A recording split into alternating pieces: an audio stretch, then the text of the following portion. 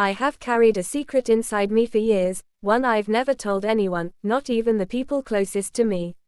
When I look back on my childhood, I see my father's face before anything else.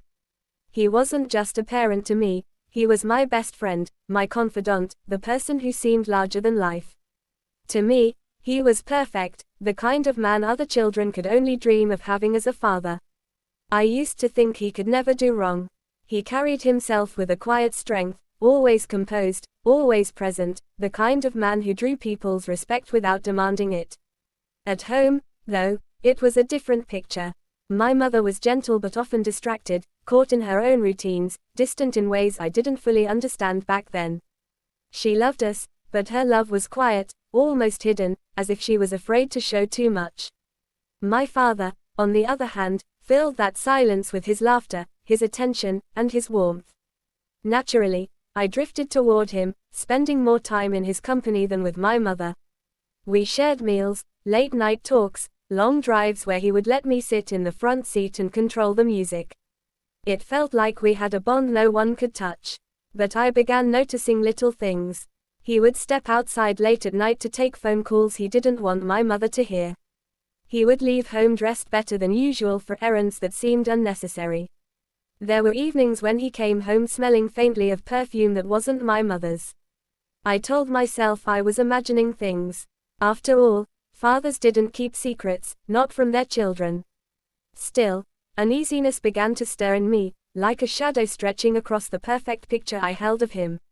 One night, I caught him sitting in the living room, phone pressed tightly to his ear, whispering words that didn't sound like business or friendship. His voice was softer, playful, full of a warmth I had only ever heard him use with me. My chest tightened, but I couldn't make sense of it then. Maybe I didn't want to.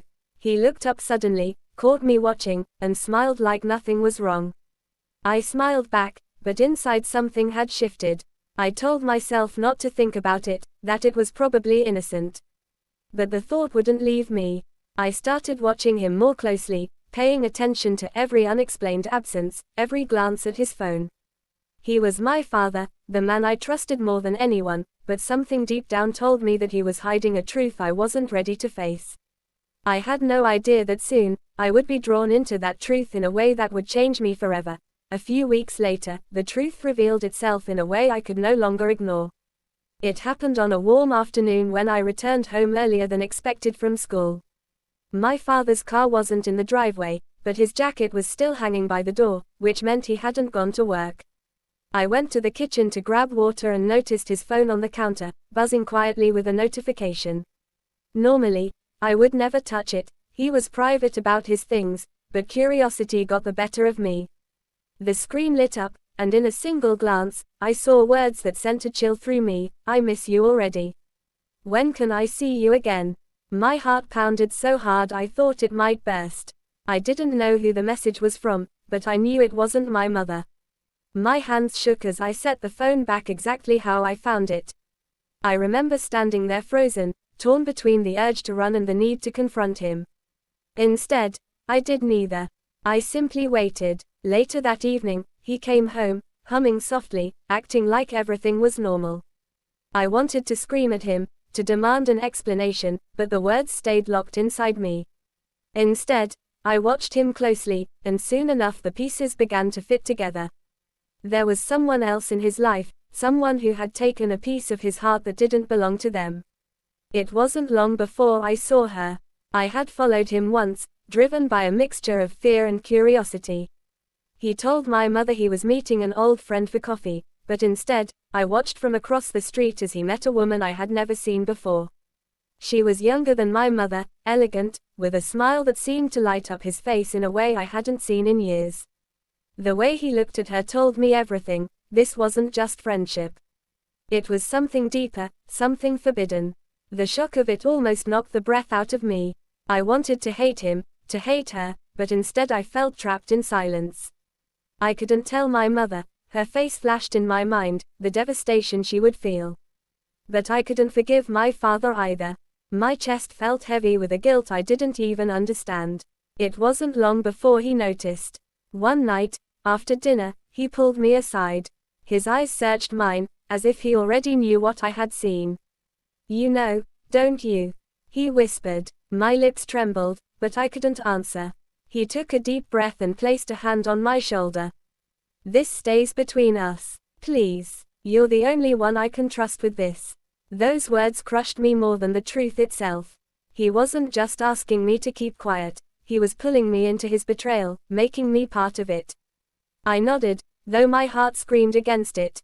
From that moment on, the secret wasn't his alone. It was ours, and it would haunt me in ways I couldn't imagine. Carrying the secret felt heavier than I ever imagined. At first, I thought I could manage it, just bury it deep inside and pretend nothing had changed. But the truth has a way of seeping into everything, no matter how hard you try to contain it. It crept into my sleep, into my thoughts, into the way I looked at both of my parents.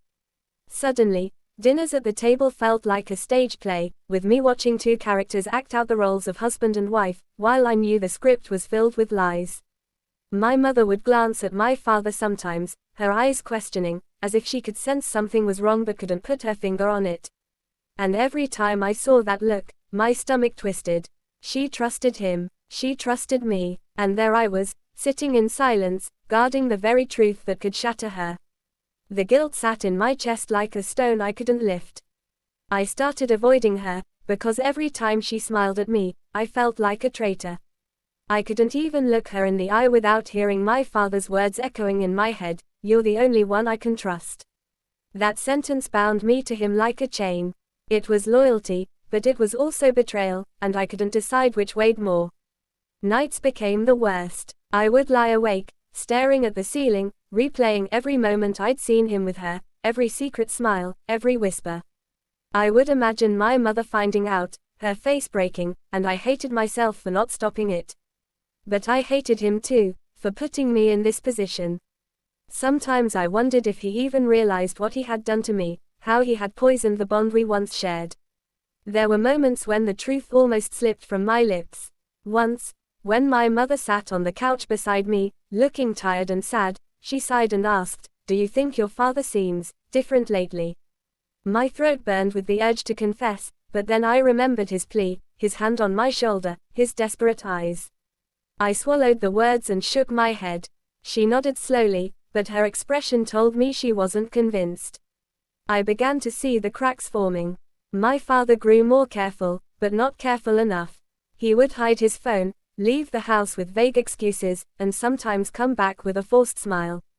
My mother noticed, even if she said nothing. And I noticed everything, trapped in the middle, carrying both of their truths but unable to speak. Every day felt like standing on the edge of a cliff, waiting for the ground beneath me to crumble. I knew secrets couldn't last forever. They always had a way of clawing their way into the open, no matter how tightly you tried to hold them back. I just didn't know when, or how, the collapse would come. But I could feel it. The silence was breaking. The collapse came sooner than I expected. Secrets, no matter how carefully hidden, always leave traces. One evening, I returned home to find my mother sitting at the kitchen table, her face pale, her hands trembling as she held my father's phone. He stood in front of her, silent, his expression caught between anger and shame. The screen glowed between them, exposing messages he had failed to erase. She didn't need to ask questions, the truth was right there in her hands. The room felt suffocating, the air thick with betrayal. I froze in the doorway, my heart pounding, but neither of them noticed me at first. My mother's voice was quiet, almost broken, when she finally spoke. "How long?" That was all she asked. My father lowered his eyes, and in that silence, I knew it was over. Whatever image I had of him, the hero, the perfect man, shattered in that instant. When he finally admitted it, his voice wasn't defiant or proud. It was desperate. He begged her to understand, to forgive, to remember the life they had built together. But the words felt hollow, bouncing off walls that had already cracked beyond repair. My mother didn't scream, didn't cry. She just looked at him with an emptiness I had never seen before, as if the love she carried for him had been stolen all at once. Then her eyes shifted to me. In that gaze, I knew she was searching for answers. Did I know? Had I seen this coming? I felt my throat close, my chest burning with the weight of the secret I had carried for months. I wanted to tell her everything, to confess that I had been trapped in the middle, torn between protecting her and obeying him. But the words refused to come. I couldn't shatter her more than she already was. So I stayed silent, nodding faintly when she asked if I was okay. That silence was its own kind of betrayal. In the days that followed, nothing was the same. My father moved through the house like a ghost, trying to mend what he had broken, but the warmth was gone.